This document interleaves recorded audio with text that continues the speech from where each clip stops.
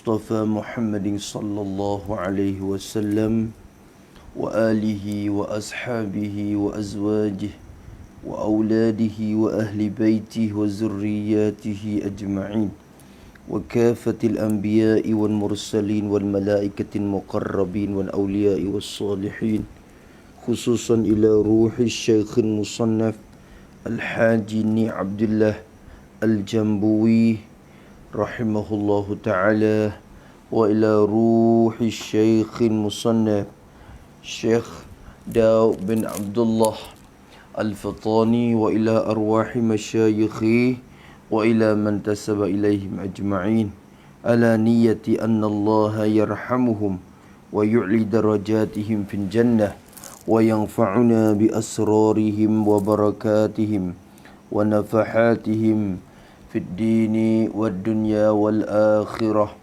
الفاتحة. أعوذ بالله من الشيطان الرجيم. بسم الله الرحمن الرحيم.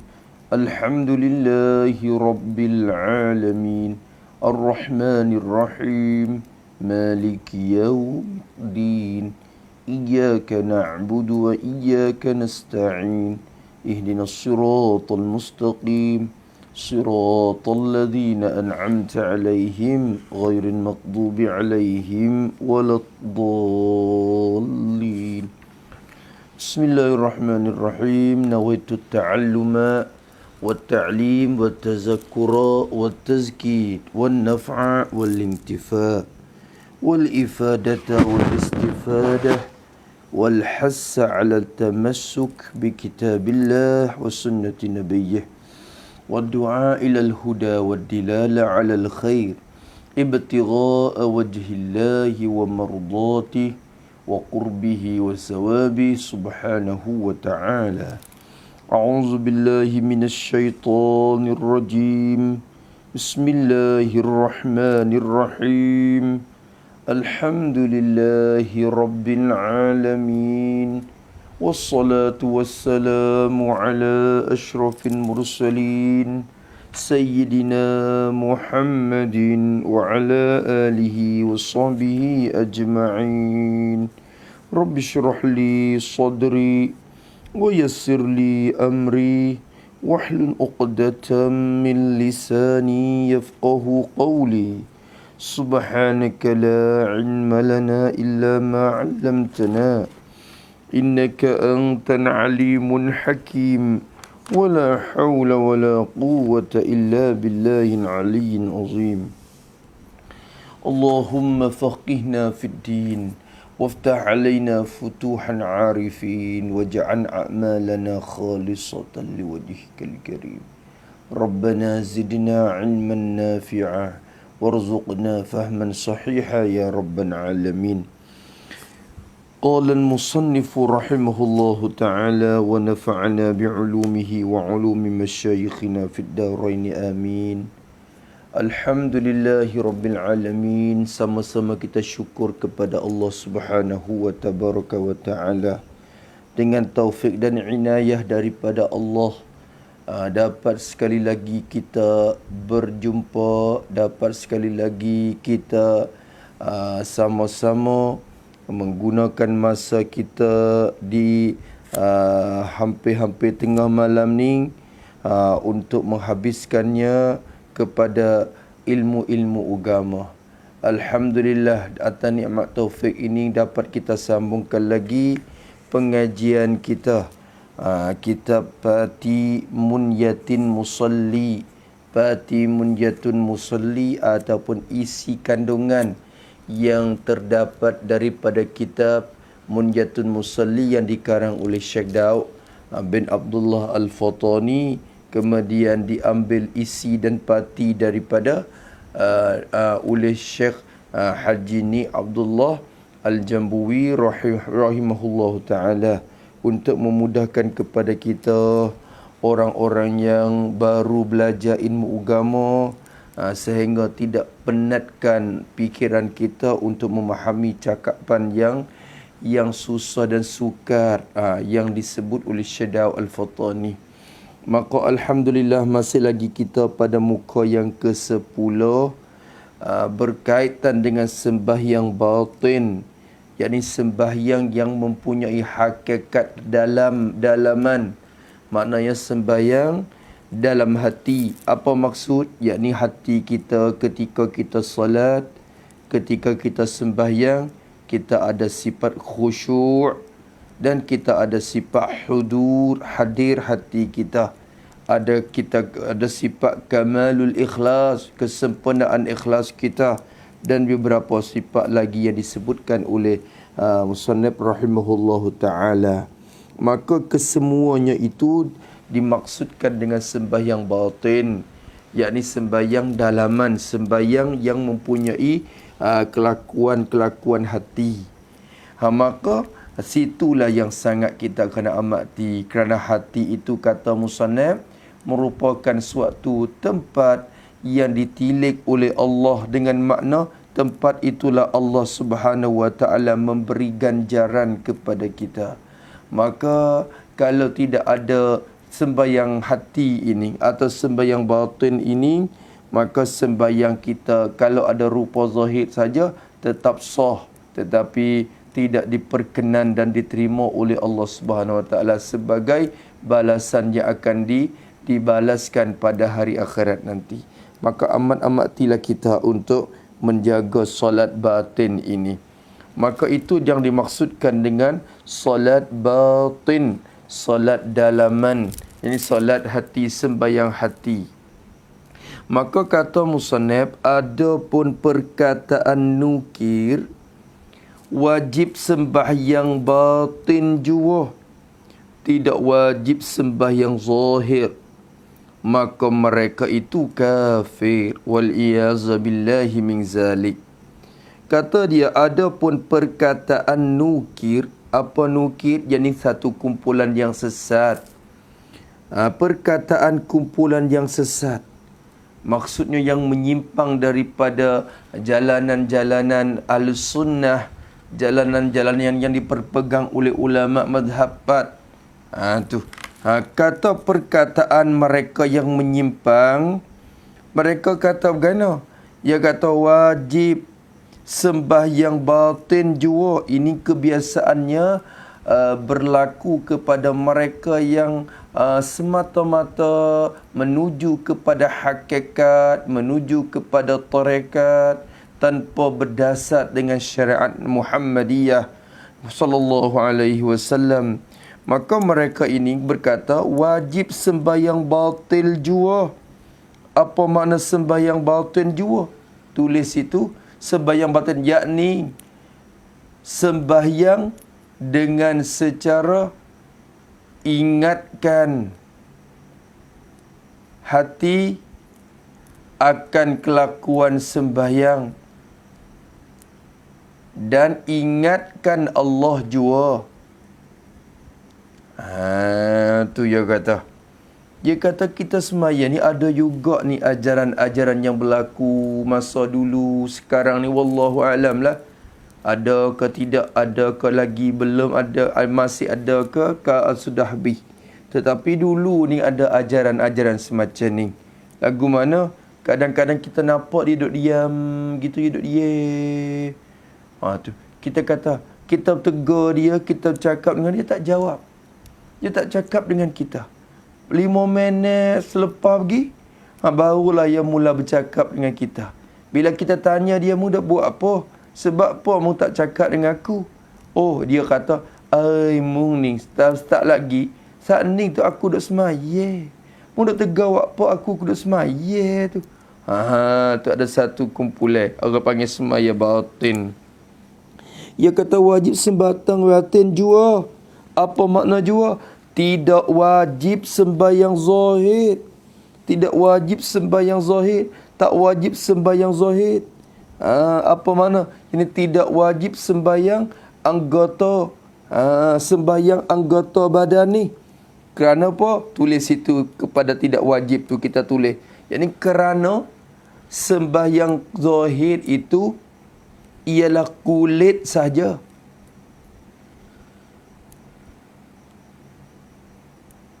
Sedangkan tempat pandang Allah itu ialah hati.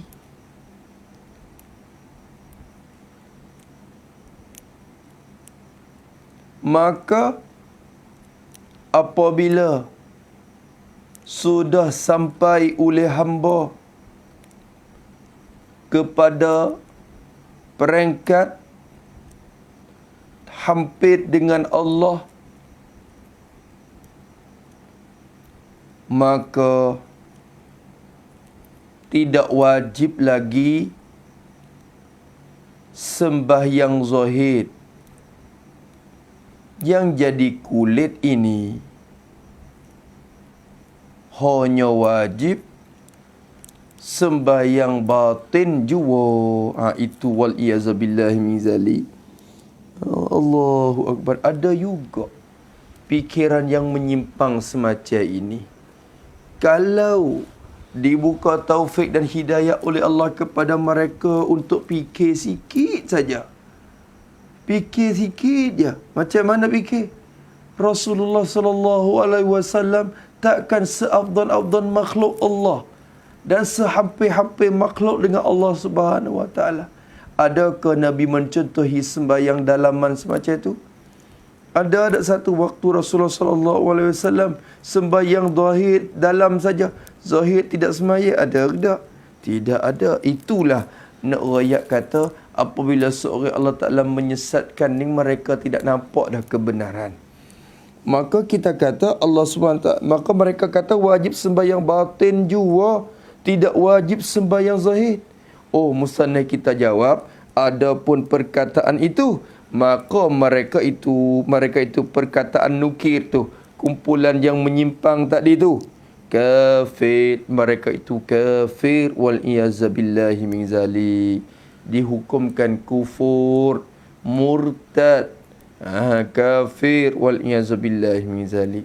Sebab apa boleh kata kafir kepada mereka? Ini ilat kepada kafir. Ini ilat, ni alasan orang panggil. Kerana apa boleh kata kafir?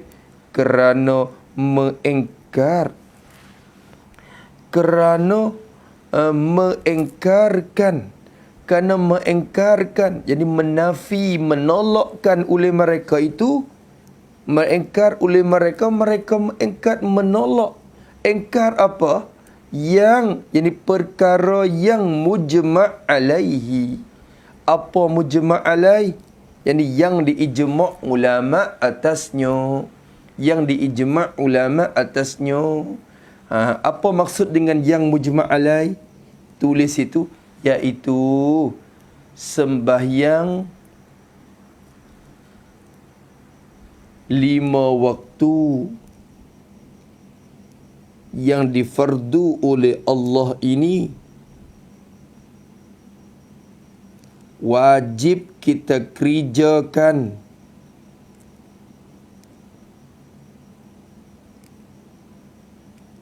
dengan ijma' ulama.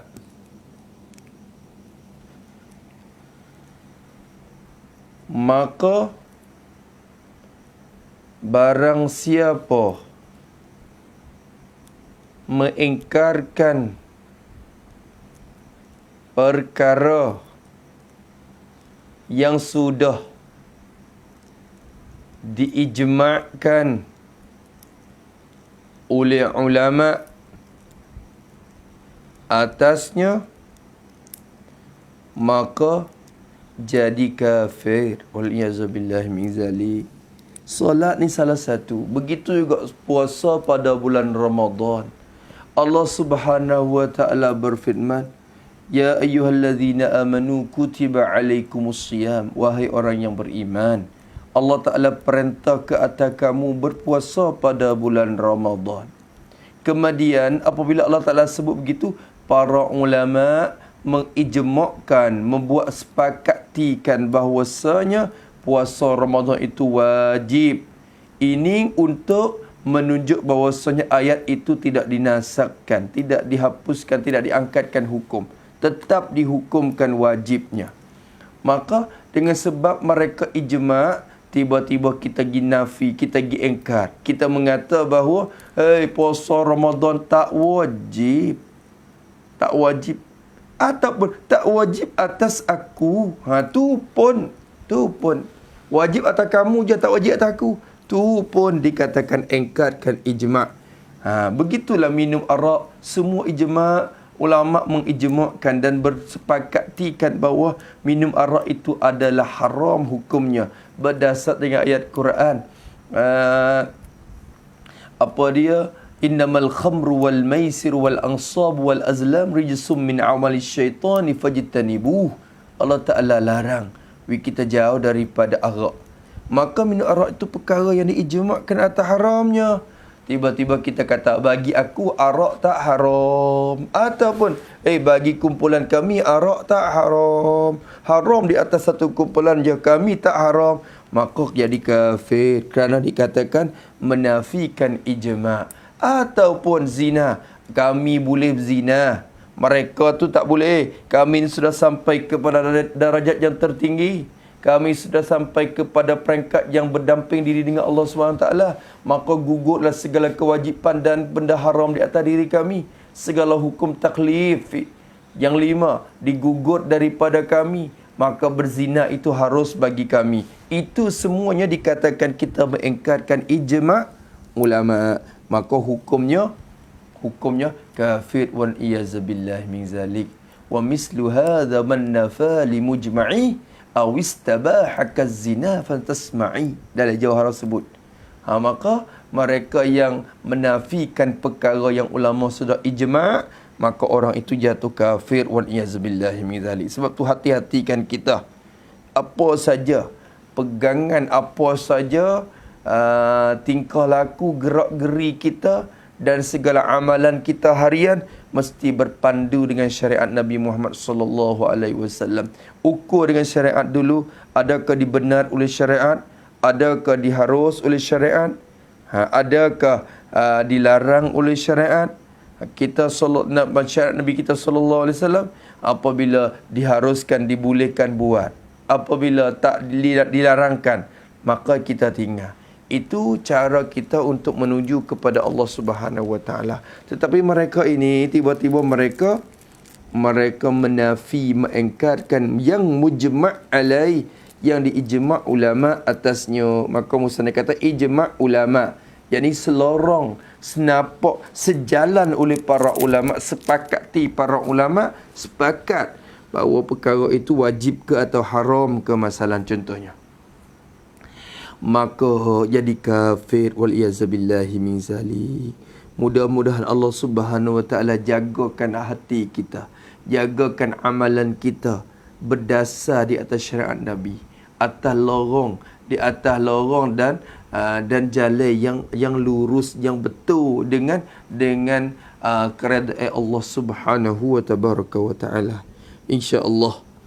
Jaga baik-baik tu. Jaga baik-baik. Ada juga semacam tu. Duk semaya batin. Semaya seorang duk dia. Duk apa ni? Semaya. Allahu Akbar. Semaya apa? Semaya batin. Tu semaya batin. Tu dia. Allahu Akbar walillahil hamd. Kemudian kata dia pada muka sebelah, dan tahu kita, yakni dan telah faham kita. Tahu kita di sini dengan mana? Dan kita faham daripada huraian yang tersebut. Kita tahu dan kita fahamlah daripada huraian yang tersebut tadi bahwasanya apanya?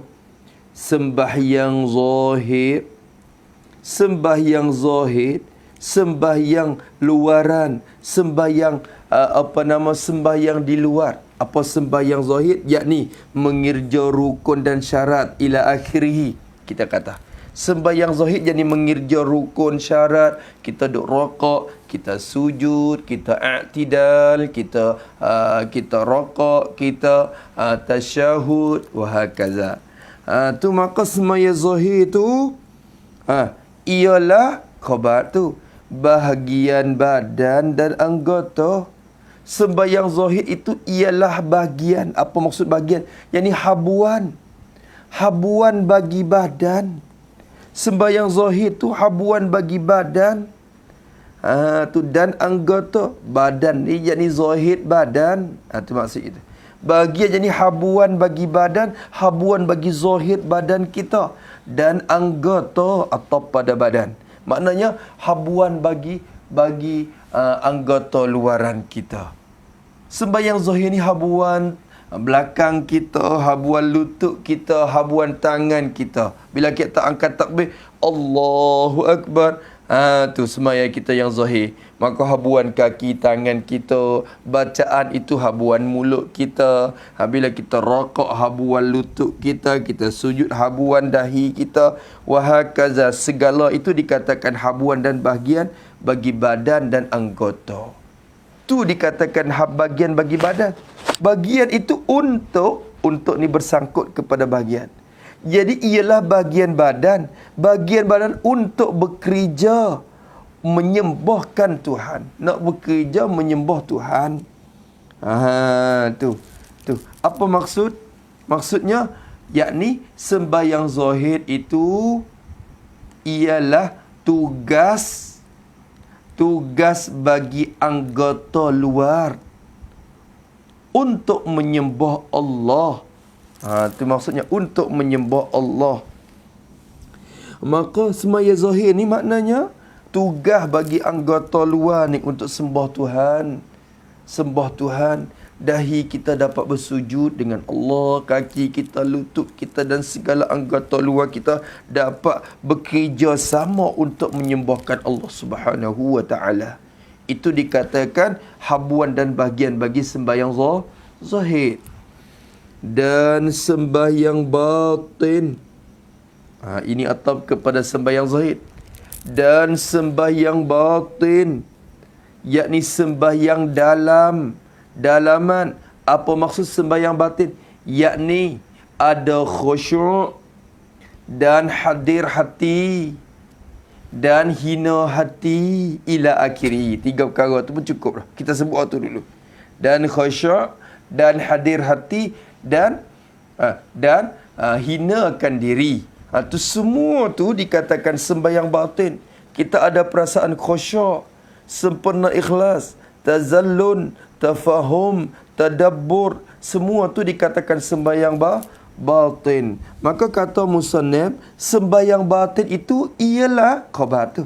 Ialah bagian hati. Ialah habuan bagi hati. Itu habuan hati dalam. Tu habuan hati. Habuan bagi hati untuk bekerja menyembah Tuhan juga. Untuk bekerja sembah Tuhan lah juga. Apa juga? Semacam anggota zahir. Semacam anggota zahir itulah juga. Allahu Akbar. Kesimpulannya, sembahyang zahir itu tugas bagi anggota luar. Dan sembahyang batin itu tugas bagi anggota dalam, yakni hati. Itu kesimpulannya. Masya Allah. Sebab itulah musannaf kita kata sebelum pada ini, sesiapa yang sembahyang ada luaran saja, tidak ada dalaman, maka sembahyang ia itu tidak diterima oleh Allah Subhanahu Wa Taala. Mestilah kita usaha untuk mendapatkan, memakaikan sembahyang kita tu dengan 2 rupa ini, rupa zahir dan rupa batin. Semoga Allah Ta'ala menjadikan sembahyang kita semua ini khasyi'in. Maksudnya orang yang khasyi'in, al-hadirin al-qalb, hadirin al-qulub. InsyaAllah kita semua tu ditaufik dan dikurniakan oleh Allah SWT. Ya kena usaha. Ya kena usaha benda ni, dia kena melatih. Ya kena melatih. Tak mesti, bukan kata buat malam ni jadi semua, jadi selalu malam ni. Dah, dia tak akan jadi. Ya kan usaha melatih sikit demi sikit untuk mengingatkan diri kita, untuk mulaikan khusyuk kita. Banyak perkara. InsyaAllah lah kita akan beransur-ansur belajar. Kita akan beransur-ansur untuk mengajikan perkara tersebut. Kemudian kata musannaf rahimahullahu ta'ala pada muka sebelah tu lagi, tak ada khusyuk, tawadhu, mewajibkan seksa. Wal-iyazubillahi min zalik. Tak ada khusyuk, yakni dalam sembahyang. Tawadhu dan tawadhu. Tawadhu ni makna atop lah tu. tak ada khusyuk dan tawaduk, yakni dalam sembahyang. Tak ada ketiadaan khusyuk dan tawaduk itu mewajibkan, yakni menyebabkan dapat siksa di akhirat. Dapat siksa di akhirat. Itu kalau kita tak khusyuk akan mewajibkan siksa juga. Ya Allah, kenapa ni? Tu sebab gapo boleh kata mewajibkan siksa? Mewajibkan siksa. Cuba kita tengok. Kata musannaf rahimahullahu taala, wa nafa'ana bi'ulumihi wa 'ulumi masyayikhina fid darain, amin. Katanya, kata Imam Ghazali rahimahullahu ta'ala, berkata Imam Ghazali Hujjatul Islam, Al-Imamul Ghazali rahimahullahu ta'ala. Ini telah maklumlah, seorang tokoh ulama dalam mazhab kita Syafi'i yang dapat menguasai beberapa ilmu, sama ada ilmu syariat dan ilmu hakikat. Beliau dah yang mencapai dua maqam syariat dan hakikat. Akhirnya beliau diangkatkan oleh Allah Subhanahu Wa Taala menjadi ulama yang agung dalam ilmu, dalam agama, dalam mazhab kita Syafi'i. Maka kata Imam Ghazali rahimahullahu taala, maksud dengan kata di sini yakni dalam kitab Ihya Ulumuddin. Dalam kitab Ihya Ulumuddin kita kena sebut. Maka Imam Ghazali ada sebut, ini musannaf kita nakalkan maksud daripada perkataan Imam Ghazali yang sebut dalam kitab Ihya Ulumuddin. Ini kitab yang maklum dalam mazhab kita. Kitab yang besar dan penuh dengan maksud. Dan juga kitab yang sangat berbudilah. Kita semua umat Nabi Muhammad ni, khususnya dalam mazhab kita Syafi'i ni, sangat terlekat hutang budi kepada Imam Ghazali. Yang beliau mengarangkan kitab Ihya Ulumuddin untuk kita semua, dapat menjadi panduan untuk hidup harian kita. Maka kata Imam Ghazali rahimahullahu ta'ala, kata Imam, maksud kata Imam, maksudnya beliau ni tidak sebutlah cakap pehok bahasa Arab tu, beliau hanya nakal maksud saja, maksud atau mafhum dia. Maksudnya, maksud kata Imam Ghazali rahimahullahu ta'ala, Imam Ghazali ada menyebutkan, dibandingkan orang sembahyang dengan kaifiat sembahyang zahir jua, dibanding, diumpama, diserupa orang yang sembahyang, dibanding, dibuat perumpamaan orang yang sembahyang tu dengan kaifiat, dengan cara sembahyang zahir jua.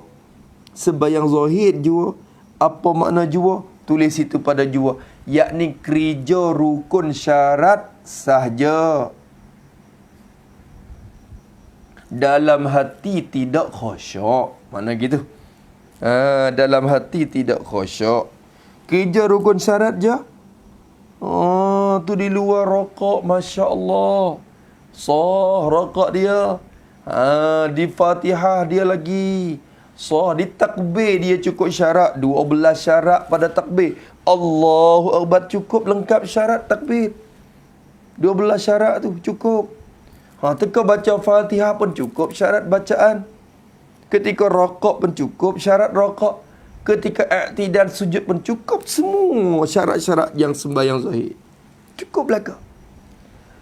Tapi sembahyang zahir jugalah bermakna ini tafsir maksud sembahyang zahir juga. Sembahyang zahir juga bermaksud mensempurnakan syarat, rukun, sunat juga. Mensempurnakan syarat, jadi mencukupkan syarat. Cukup syarat, rukun dan rukun. Cukup syarat dan rukun. Syarat cukup, rukun cukup. Rukun sembahyang 13 cukup. Syarat sembahyang 9. Syarat sah sembahyang 9 cukup. Rukun sembahyang cukup. Sunat atau kepada syarat. Sempurnakan sunat-sunat, sunat habaat cukup, sunat hay'ah cukup, bukan kerja banyak. Tu sempurna syarat rukun sunat jua saja. Apa maksud jua? Ni tafsir. Dan yang dipadahan, dan tu dikatakan dan wawul had. Dan yang dipadahan, sedangkan lalai orang itu daripada sembahyang batin. Apa maksud lalai? Yang tidak amati orang itu daripada sembahyang batin, sembahyang dalaman. Sembahyang dalam ni tak ada. Tu tak ada. Wal iyazubillahi min zalik. Ya Allah, ya Rabbal alamin. Tu dia. Ni kita ni lebih lagi lah dunia akhir zaman ni. Dunia yang kita sama-sama merebut-rebut untuk mendapatkan harta benda dunia. Sehingga kita tidak sempat untuk beribadat kepada Allah Ta'ala dengan cara sempurna. Jangan kata semaya sunat, semaya wajib kita pun buat begitu-begitu je. Buat begitu-begitu saja. Apa begitu-begitu saja? Maknanya semaya dengan cara zahir-zahir je. Dalam hati kita ramai yang tidak ada kekhusyukan dalam semaya. Semaya, orang panggil semaya celuk-celuk. Semaya celuk-celuk, semaya kulit-kulit gitu je. Tidak amati dengan semaya dalam yang dicontohi oleh Nabi sallallahu alaihi wasallam dan segala para al-a'immah sahabah radhiyallahu taala anhum dan segala salafus soleh radhiyallahu taala anhum. Kita tak amati, kita tak kaji cara hidup mereka. Tak kaji cara hidup mereka. Mereka semaya lagu mana? Siapa kepada burung mari bertengak di atas kepala, tak khabar-khabar tu semaya lagu mana? Kita tak sedar. Kita semaya lagu mana? Mereka semaya lagu mana sehingga anak mereka duk bising, duk sibuk bising-bising, mereka murih. Marah kepada anak. Jangan bising. Kalau nak bising nanti ayah semaya dulu.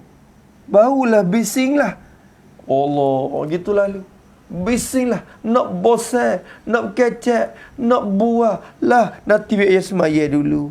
Kita sebalik kita ni, oi ayah nak semaya ni, senyap sikit. Nak buah, nak bising, nanti ayah sudah semaya dulu. Tu kita. Tapi mereka dah. Mereka ada lagi akan datang sebut. Tu lagi akan datang sebut. Mereka dah.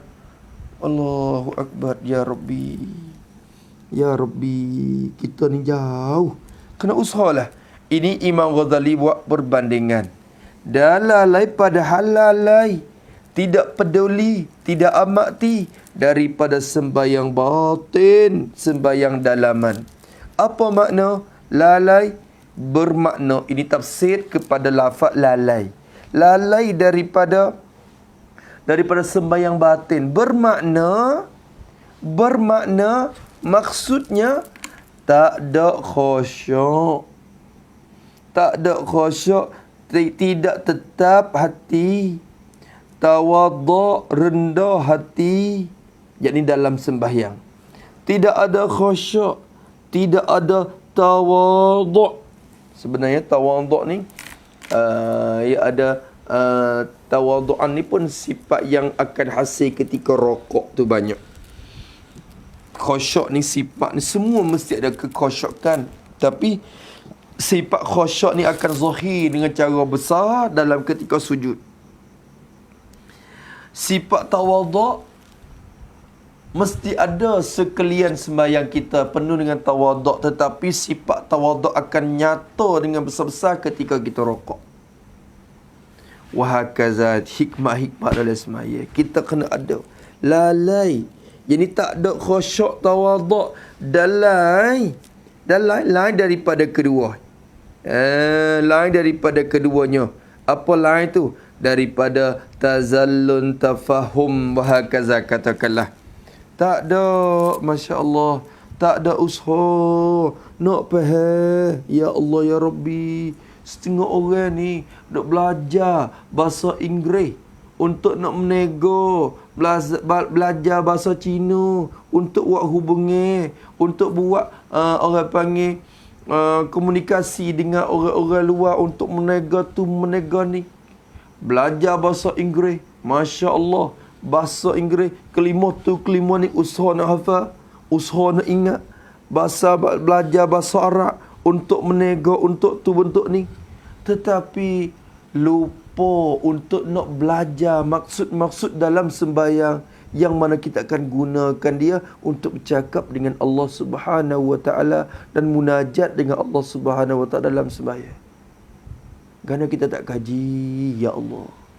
Taksirnya kita bermudah-mudah dengan Tuhan. Mudah-mudah sangat. Padahal kalau kita belajar sungguh, siapa sehari itu sudah. Sehari itu pun, satu hari pun cukup dah dapat mengerti maksud-maksud tadabbur makna. Ni baca saja, apatah lagi tak ingat di mula. Tidak usaha nak baca di mula lagi. Allahu Akbar. Bila takbir, Allahu Akbar kabira walhamdulillahi kathira wa subhanallahi bukrata wa asila. Cukuplah dia dah. Hasil dah tu pahala iftitah. Oh, kira kau hasil je. Tak kira kau afdan. Tak kira kau lebih baik. Tak kira kau lebih banyak pahala. Tak kira di situ. Tak kira di situ. Kira di situ ya. Kira nak hasil ya. Padahal banyak lagi warid daripada Nabi kita sallallahu alaihi wasallam berkaitan dengan doa iftitah. Wajjatu wajhi lilladzi khalaqahu aw wajjatu wajhi lilladzi fataras samawati wal ard hanifan musliman wama ana minal musyrikin inna salati wa nusuki wa mahyaya wa mamati lillahi rabbil alamin la syarika lah wa bidzalika umirtu wa ana minal muslimin. Apa makna wa bidzalika umirtu? Apa makna? Apa makna wa ana minal muslimin?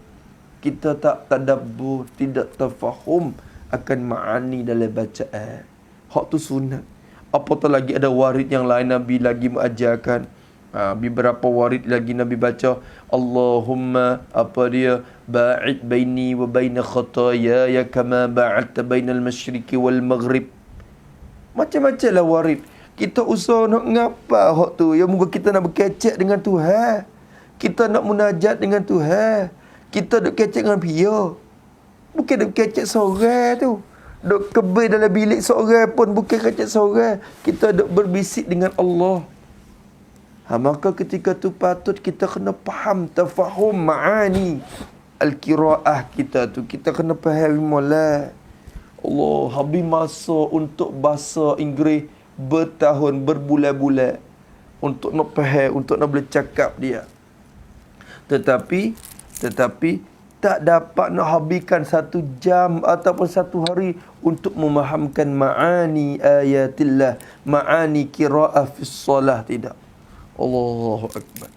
Maka mereka ni, musannaf kata, orang yang sembahyang yang dengan kaifiat sembahyang zahir jua ni, padahal dalam hati itu tidak ada kekhusyukan dalam solat. Dibanding seperti ni orang panggil takluk kepada dibanding. Seperti ni adalah bergantung dengan lafaz dibanding atas tu. Kalau nak baca faham, kena bersangkut klik. Sangkut balik ke atas. Dibandingkan orang yang sembahyang dengan kaifiat sembahyang zahir jua, dibandingkan dibuat bandingan seperti seorang yang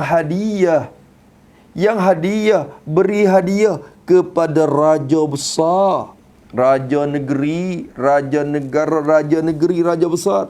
Orang panggil Malik Azim. Dalam Ihya sebut ila Malikil Azimin, maknanya dalam kepada raja yang besar, raja agung. Raja agung. Tu raja besar. Kita hadiah. Tu Masya Allah. Sebenarnya kita diizinkan untuk masuk ke dalam istana raja tu pun satu untungan dah bagi kita. Kebiasaannya raja tak akan izin orang yang sebarang orang, orang biasa, untuk dapat masuk dalam istana. Orang yang diizinkan untuk masuk dalam istana raja adalah orang yang istimewa di sisi raja. Begitu juga orang yang diizinkan oleh Allah untuk dapat masuk dalam sembahyang dalam masjid, yang merupakan istana bagi Allah, istana yang diciptakan, yang diperintahkan untuk membinakan dalam permukaan bumi ini. Orang yang diizinkan untuk masuk masjid pun bukan orang biasa. Orang yang diizinkan untuk berdiri atas sejadah tu pun bukan orang biasa. Maka semuanya dikatakan orang yang istimewa di sisi Allah Subhanahu Wa Taala. Maka bila dijemput ke dalam istana, tiba-tiba dia bagi hadiah kepada raja itu. Hadiah apa? Hadiah kepada raja besar, satu perempuan. Hadiah akan seorang perempuan. Raja ni kebiasaanlah. Dia ni kalau kita hadiah perempuan. Orang dulu ni nah. Ya macam tu lah. Kadang-kadang hadiah anak dia. Hadiah untuk Nabi anak dia dapat masuk dalam istana juga. Menjadi isteri raja. Menjadi gundik-gundik bagi raja. Wahakaza. Maka kita pun hadiah kepada raja seorang perempuan. Ini Imam Ghazali buat bandingan.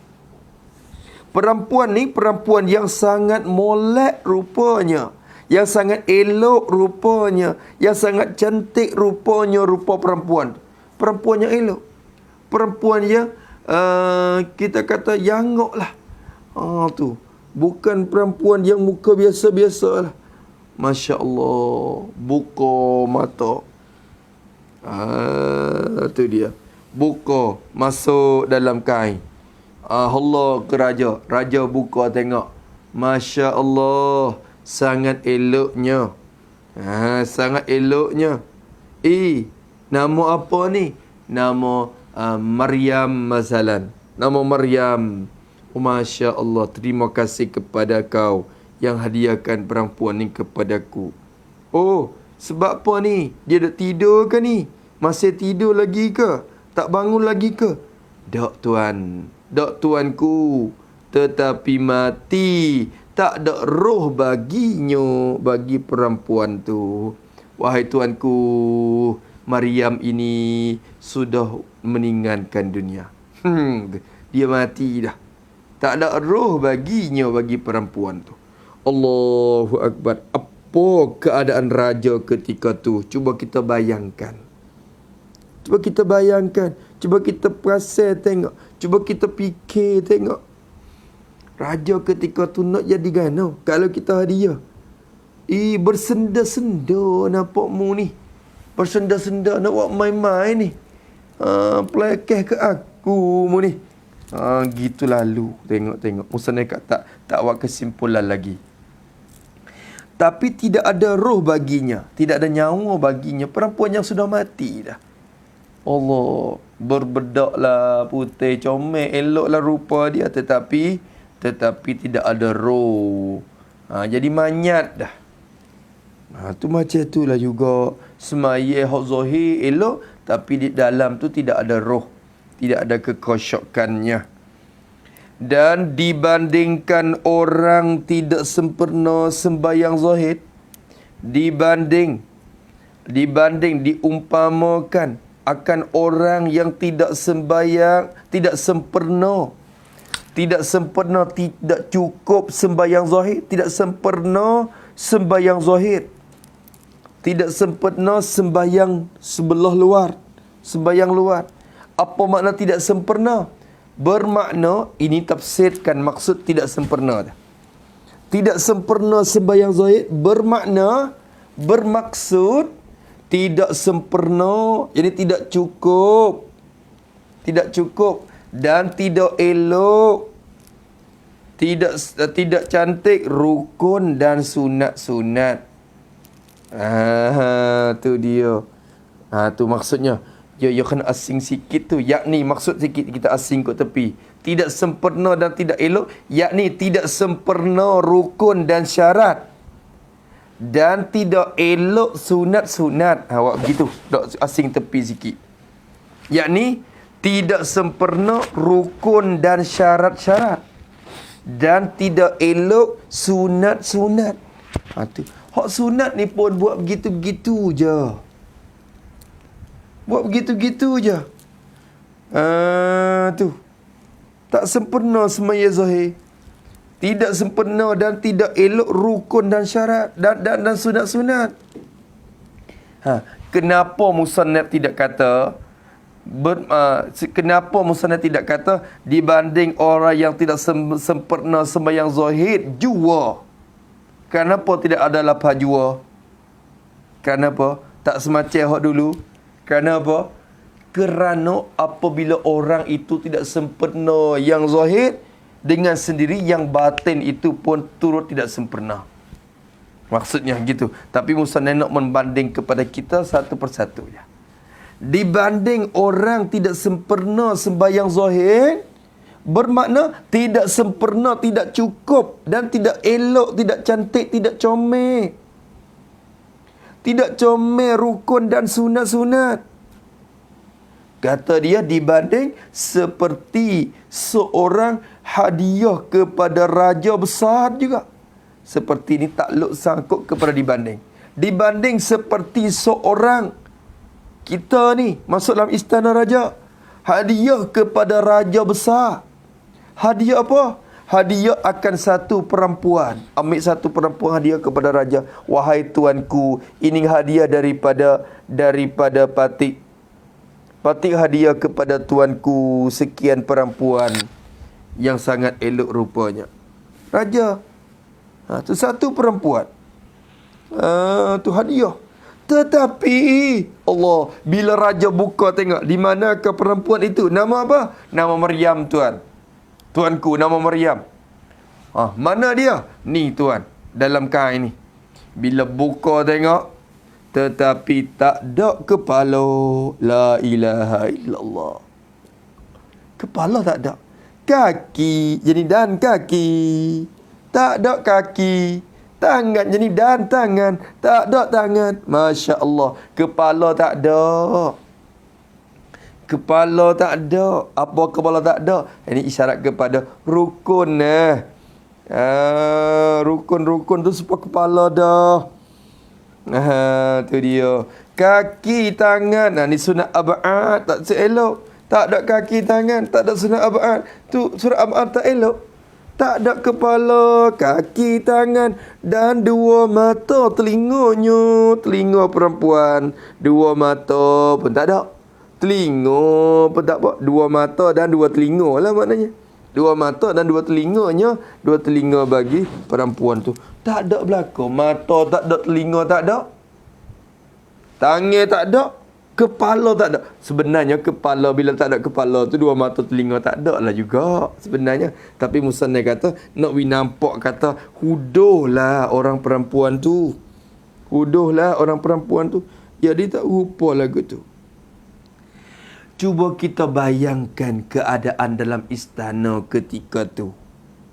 Seorang ni bawa datang perempuan untuk hadiah kepada raja. Perempuan itu cantik rupa di luarnya, tetapi roh tidak ada, manyat.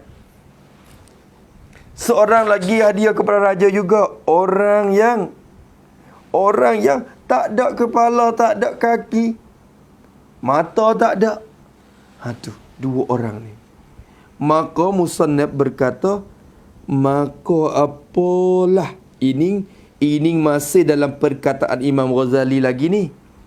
Masih dalam perkataan Imam Ghazali lagi. Kata Imam Ghazali, cuba banding tengok. Maka apalah balasan raja ini? Apakah balasan raja? Apakah balasan bagi raja itu? Balasan kepada dua orang itu. Dua orang itu. Jadi dua orang yang hadiah. Dua orang yang hadiah dua perempuan itu.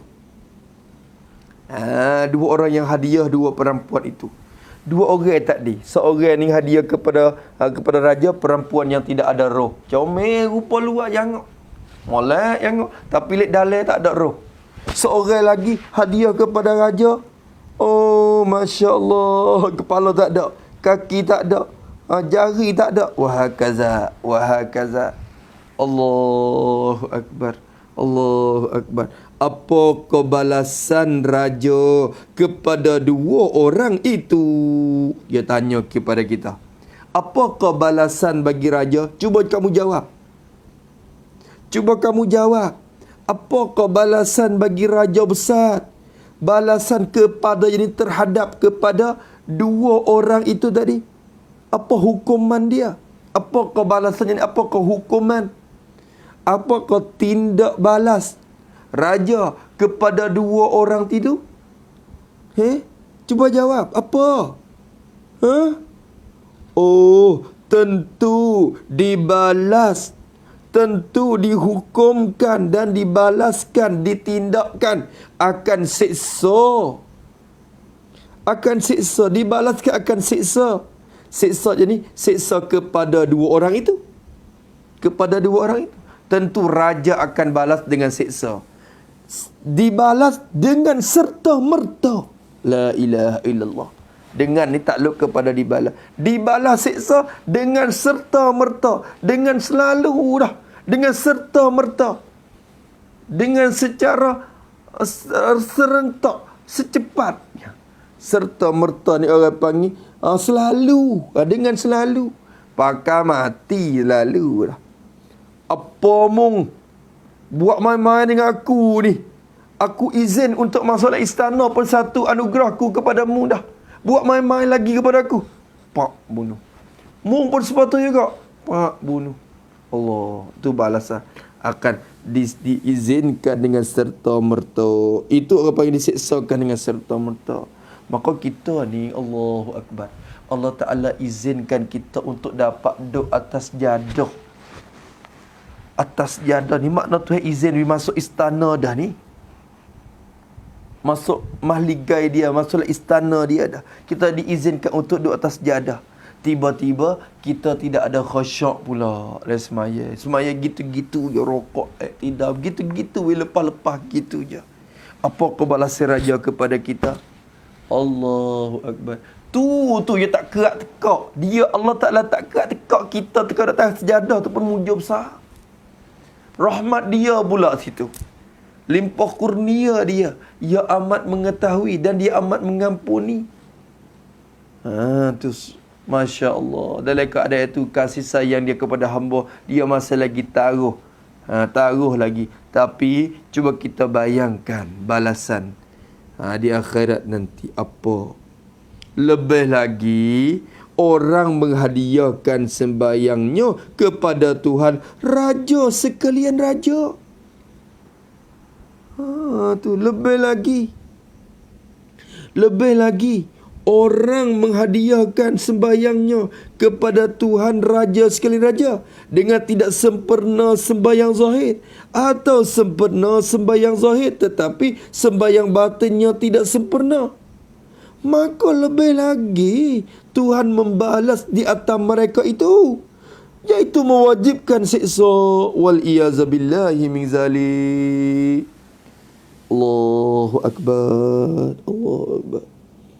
Astaghfirullahalazim. Astaghfirullahalazim. Astaghfirullahalazim. Ya Allah, ya Allah. Semaya kita, Allah Akbar. Hari-hari kita cek tengok Allah. Cuca. Assalamualaikum warahmatullahi. Assalamualaikum warahmatullahi. Astaghfirullah 3 kali pun tak boleh kata. Astaghfirullah 3 kali untuk minta ampun. Ya Allah, minta ampunkan kepadamu. Ya Allah, semayaku saat ni penuh dengan tidak khusyuk. Ya Allah, renung untuk fikir semaya dia. Tu benda. Allahu Akbar. Patutlah harap bantuan daripada Allah Ta'ala. Allah Ta'ala kata, wasta'inu bis sabri was salah. Hendak kamu minta tolongkan Tuhan. Minta tolonglah Tuhan apa pekerjaan kamu pun. Kesusahan kerja tak ada, duit tak ada, segala benda tu ada bala tu bala ni. Allah Ta'ala suruh kita minta dengan kita sabar dan semaya. Wasta'inu bis sabri was salah. Hendak kamu minta tolongkan Allah pada segala pekerjaan yang kamu kehendaki daripada pekerjaan dunia dan akhirat. Mintalah bis sabri dengan cara sabar dan juga kita semaya. Semaya dapat selesai masalah. Dapat selesai masalah. Masalah kemiskinan kita semaya dapat selesai. Masalah, segala masalah dari rumah tangga kita semaya dapat selesai. Allah Ta'ala janji semaya dapat selesaikan. Minta dengan Tuhan. Tetapi kita angkat tangan. Allah gamakkan kita nak angkat tangan minta tolong. Semaya kita pun tak sepenuh. Semaya kita tu tak cukup. Masya Allah. Gamak lagi. Tu ya Allah, ya Rabbi. Allahu Akbar. Masya Allah. Cuba kita kira tengok dah. Pakat fikir, pakat renung tengok. Pakat renung fikir tengok. Adakah patut layak kita? Wasta'inu bis sabri was salah. Allah Ta'ala kata, wa innaha lakabiratun illa 'alal khashi'in. Semaya ni berat. Orang semaya seorang-seorang ni berat rasanya. Illa 'alal khashi'in. Malaikat atas orang yang khusyuk. Orang yang khusyuk tak rasa berat. Kita rasa berat. Sebab tu kita cepat-cepat nak bersudah tu. Allahu Akbar. Allah sami Allahu liman hamidah. Allahu Akbar. Sebab apa? Sebab kita rasa berat. Kita nak melepaskan dengan cepat-cepat mungkin semaya. Jangan duk atas belakang kita. Kita rasa berat. Nak melepaskan dengan secara secepat mungkin. Kenapa kita kira lagu tu? Kerana kita rasa berat. Kita tidak ada khusyuk dalam sembahyang kita. Wa innaha lakabiratun illa 'alal khashi'in. Orang yang khusyuk je yang akan rasa ringan je sembahyang. Tidak ada keberatan bagi mereka. Allahu Akbar, Allahu Akbar. Dan orang yang khusyuk saja, orang yang daimun, orang tu tak akan bersifat gelugesok hati. Cuba tengok. Dalam sembahyang ni ada segala rahsia-rahsia Allah Subhanahu Wa Taala dan nikmat yang Allah Ta'ala akan bagi kepada kita. Yang penting kita amati kepada raja bagi sekalian raja ini. Amatikan. Jangan hadiah ikut dia. Yang hadiah ikut saya. Ni hadiah ikut dia. Allahu Akbar.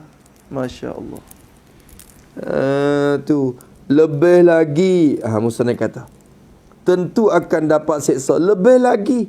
Lebih lagi. Yakni lebih lagi dapat seksa. Lebih lagi dapat seksa. Orang menghadiah. Orang yang menghadiahkan sembahyangnya, sembahyang orang tu. Menghadiah kepada Tuhan. Tulis pada menghadiah. Bukan hadiah sungguh. Bukan hadiah sungguh.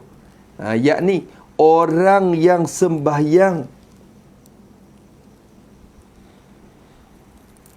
Yang berserupa dengan rupa khidmat dan hadiah kepada raja.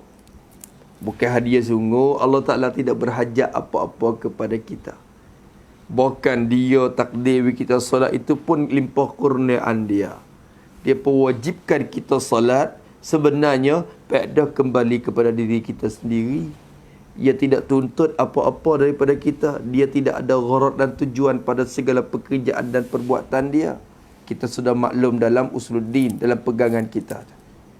Maka lebih lagi orang yang menghadiahkan sembahyangnya, sembahyang orang tu, hadiah kepada Tuhan. Kita takbir Allahu Akbar. Duk baca Fatihah tu. Ibarat kata kita duk hadiah semaya ke Tuhan. Hadiah kongfan kepada Allah. Kepada Tuhan. Tuhan yang jadi raja sekalian raja di dunia. Bukan dialah Al-Malik. Dialah raja yang hakiki. Raja bagi segala raja di dunia ini. Tuhan yang jadi raja bagi sekalian raja. Hadiah semaya. Hadiah dengan takluk kepada hadiah. Lebih lagi orang yang hadiahkan semaya kepada Tuhan raja sekalian raja. Menghadiahkan dengan tidak sempurna sembahyang zahir. Dengan tidak sempurna, tidak secukup sembahyang zahir. Apa makna tidak sempurna? Jadi tidak cukup rukun syarat dan sunat. Baik. Tidak sempurna, yakni tidak cukup rukun dan syarat dan sunat. Tidak cukup rukun dan syarat dan sunat. Hadiah semaya ke Tuhan. Rukun tak cukup. Apa? Kadang-kadang tu mak Nina tak ada. Cepat-cepat gitu kan. Cuba tengok. Saya nak buat contoh sikit. Saya tengok orang. Lagi akan datang sebut juga. Dan dia akan datang sebut lagi kitab ni. Maksud kita semaya.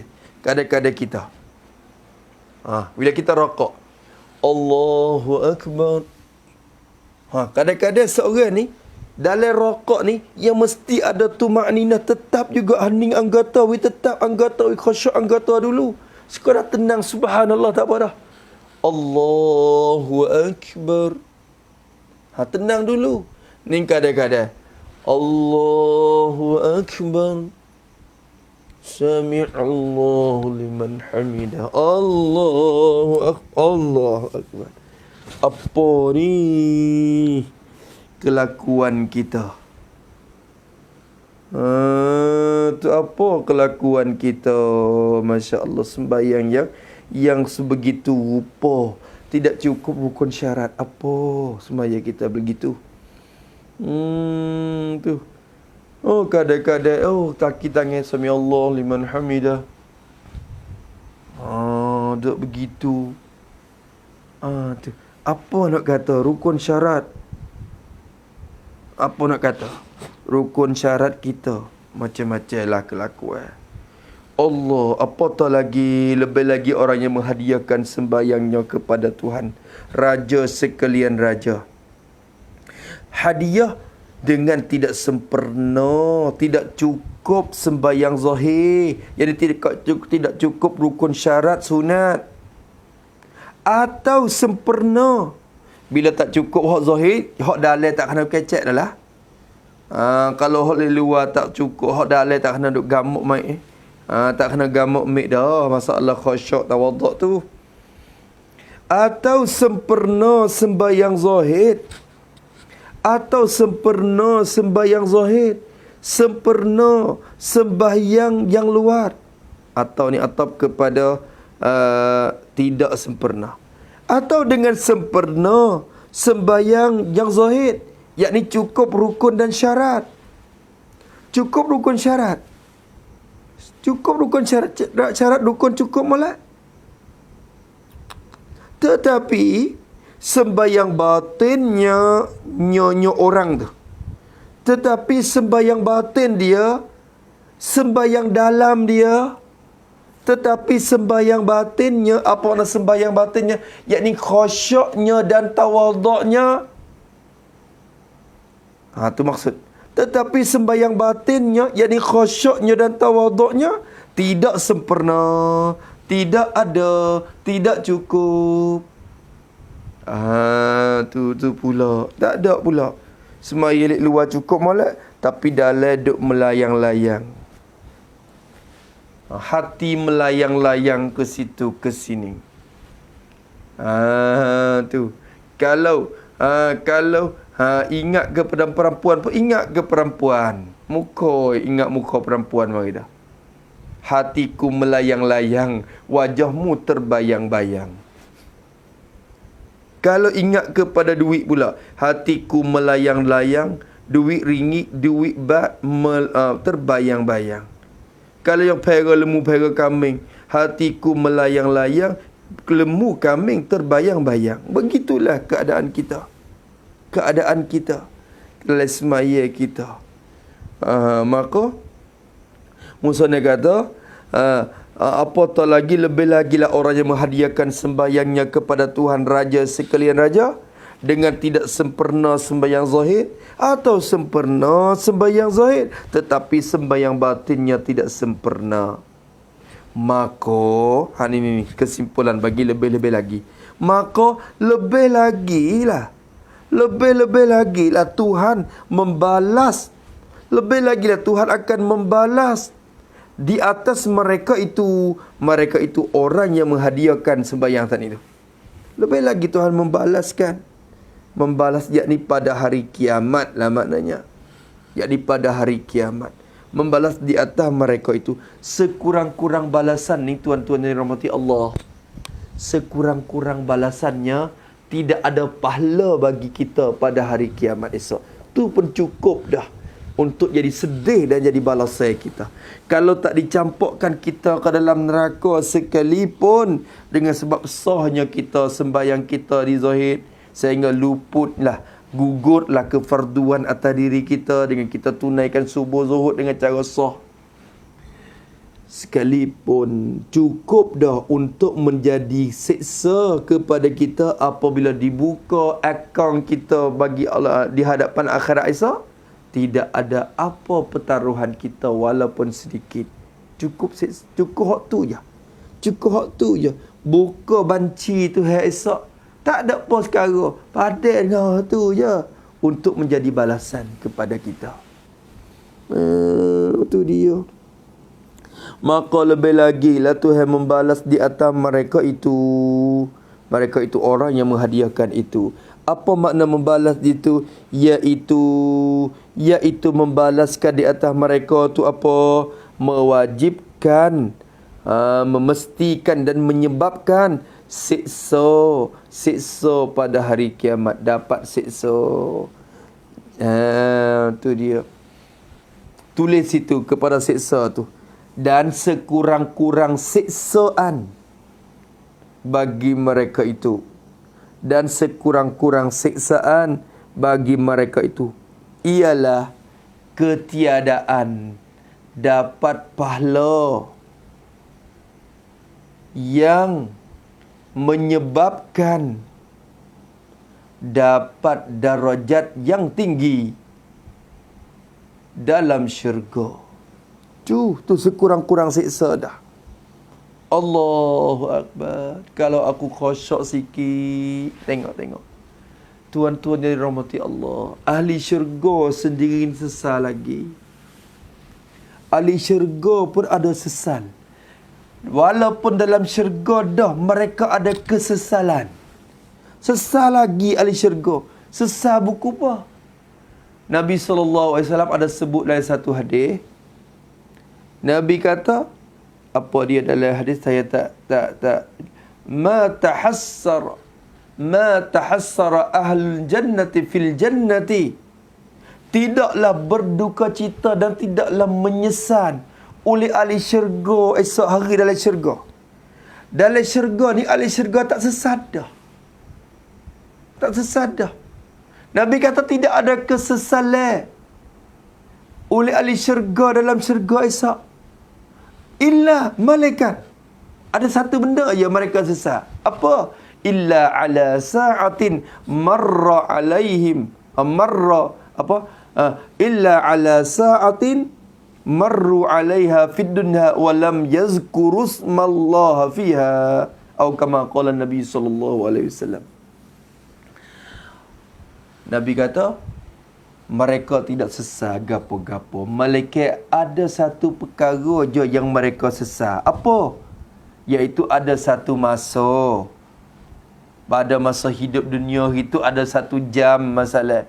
Ada sejam yang mereka tidak dapat zikir Allah pada masa tu. Mereka tidak sempat untuk zikrullah dalam masa sejam tu. Mereka tak ada. Ada sejam. Sejam tu tak berzikir kepada Allah Ta'ala. Dengan sebab tidak zikir itulah balasan di akhirat kurang. Darajat yang dapat kurang. Syurga pun duduk di bawah. Bukan syurga tinggi. Kalau dia pahala banyak lagi, boleh dia duduk syurga tinggi lagi. Kalau dia zikir dalam waktu jam tu, boleh jadi zikir dia tu menyebabkan dia tu dapat dalam syurga yang tinggi lagi. Tapi dengan sebab mereka tinggal zikrullah pada satu jam tu, mereka menyesalkan juga. Kerana dengan sebab ketinggalan itulah buat mereka itu dapat kekurangan di segi darajat mereka. Kurang darajat. Masya Allah. Tu pun rasa siksa dah. Sesal tu pun siksa dah. Rasa bagi. Sesal tu pun siksa dah. Lalu itulah kalau kita pergi buka buk atau buka buku catatan kita pada hari kiamat nanti, tidak ada satu catatan pahala pun pada sembahyang yang dikerja oleh kita, dilaku oleh kita. Apa keadaan kita pada masa tu? Allah, siksanya hati. Tu pun cukup dah untuk jadi siksa. Apatah lagi kalau Allah Ta'ala nak siksakan lagi, itu semata-mata keadilan Allah Subhanahu Wa Ta'ala. Kalau Allah Ta'ala beri pahala, itu dengan limpah kurniaan dia. Kalau dia nak siksa kita pun, itu semata-mata keadilan dia. Tu. Maka takutlah wahai orang yang beriman. Maka takutlah kamu, hendak takutlah kamu wahai orang yang beriman. Takutlah kamu. Apa takut? Yani takut akan siksa itu. Takutlah kamu, yani takut akan siksa itu. Takut kemudian daripada matimu. Akhallu. Takutlah kamu akan siksa itu. Tu. Waktu kemudian daripada matimu. Nak kata lain sini. Maka takutlah kamu akan siksa. Tulis itu. Siksa kemudian daripada matimu itu. Lepas pada mati kamu tu, kamu kena takut. Adakah warid-warid datang mari? Semaya tu akan datang berupa lelaki mari duduk dengan kita dalam kubur. Ada tak tu? Maka ada satu warid kata, adalah seorang mari. Seorang ni yang berbau wangi sedap, jangok rupa dia. Orang yang berbau wangi, orang yang jangok cantik rupa dia, lagi berbau wangi. Mari duduk tepi kita, tidur tepi kita dalam kubur. Tiba-tiba ketika tu mayat akan berbicara kepada orang lelaki itu. Sianu, lelaki ni, siapa kamu ni yang sangat elok rupa lagi pula sangat berwangi ni? Siapa kamu ni? Lalu tu lelaki tu katakan, lelaki tu kata, aku ni sembahyang kamu ni. Kamu tak ingat Allah, buat macam tak kenal pula. Aku ni sembahyang kamu. Sembahyang kamu. Dan pada masa dunia hari itu, kamu sangat jagakan aku. Jaga waktuku, jaga keelokanku, jaga khusyuk tawadukku. Sehingga pada hari ini Allah Subhanahu Wa Taala suruh aku ni datang untuk jagamu pula.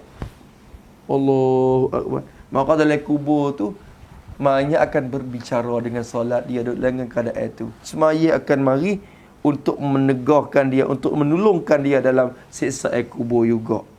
Ni. Ada satu orang lagi, datang seorang lelaki yang huduh. Rupa ni huduh. Tak boleh tengok, hitam, huduh. Lagi pula berbau busuk. Mari duduk tepi dia juga. Lalu tu, lelaki mayat ni kata, siapa kamu ni? Sangat busuk, sangat ni aku tak bisa tengok. Aku tak kenal. Maka lelaki tu kata, Allah, buat tak ingat, buat tak cek. Mung tu. Ni semaya mung lah ni. Pada masa dunia itu, mung tak jaga aku. Mung tidak khusyuk, mung tidak tawaduk. Semaya buat gitu-gitu je. Rukun syarat pun kurang. Rukun syarat pun tinggal. Buat semaya dengan tidak cukup sempurna.